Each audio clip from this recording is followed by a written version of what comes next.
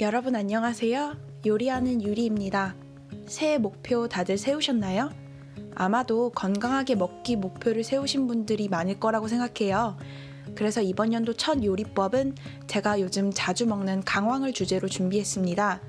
요즘 건강식품으로 인기인 강황 혹은 울금이라고 불리는 이 재료를 먼저 소개해 드릴게요. 강황은 우리가 아는 카레의 노란빛을 만드는 향신료예요. 인도에서는 몇천 년 전부터 식용으로 써온 재료이고 생강처럼 땅에서 자라는 뿌리식물입니다. 생으로 먹으면 조금 알싸하고 텁텁한 맛이 나고요. 약재료로 쓰일 정도로 건강에 좋은 점이 많은 고마운 재료입니다. 강황이 우리 몸에 주는 좋은 효과 추려서 소개해 드릴게요. 첫째, 강황에 들어있는 커큐민이라는 성분은 강력한 항산화 작용을 해요. 이 성분이 체내 염증을 줄여주는 효과가 있다는 연구 결과가 많이 나와 있답니다. 둘째, 면역 체계를 강화시켜줘요. 울금은 우리 면역력을 튼튼하게 해주어서 자가 면역 질환이나 알레르기, 천식 등 면역 관련 질병에 도움을 준답니다. 셋째, 심장 및 뇌 관련 질병을 예방 및 완화해줍니다. 넷째, 항암작용 및 암질환 개선에도 뛰어난 효과가 있다고 알려져 있어요. 그리고 마지막으로 관절염에 특효가 있다고 합니다. 이렇게 몸에 좋은 강황 어떻게 먹어야 할까요? 집에 강황가루 사두시고 어떻게 드실지 고민하셨던 분들이 있다면 오늘 이 강황밥 지어 드셔보시는 건 어떨까요? 먼저 현미 300g을 준비해주세요. 4인용 가족이 먹기 딱 좋은 분량이랍니다.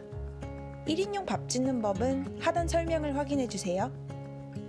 쌀을 깨끗이 씻은 후 쌀과 같은 양의 물을 압력밥솥에 준비해주세요.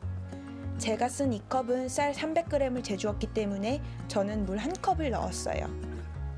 그리고 밥을 안 치기 전 강황가루 1 작은술, 후추 1꼬집, 올리브유 1 작은술을 더해주세요.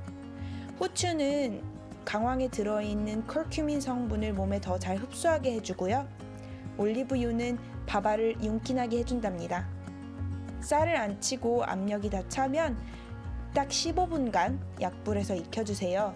그리고 불을 끄고 5분 더 뜸들여줍니다. 다 된 밥은 이렇게 고슬고슬 윤기나고 고운 노란색을 띈답니다. 강황 맛이 너무 많이 나지 않을까 생각하신다면 걱정하지 않으셔도 돼요. 아주 은은하게 향만 도는 건강하고 맛있는 밥이랍니다. 저는 이렇게 덮밥이나 비빔밥 만들어서 자주 먹고 있어요. 강황밥 요리에서 다양하게 사용하시는 모습 저와 함께 공유해주세요. 사진을 아래 댓글이나 제 인스타그램 혹은 네이버 블로그에 남겨주세요. 그럼 다음 주 새로운 건강 요리로 여러분을 찾아뵐게요. 오늘도 즐겁고 건강한 요리하는 하루 되세요.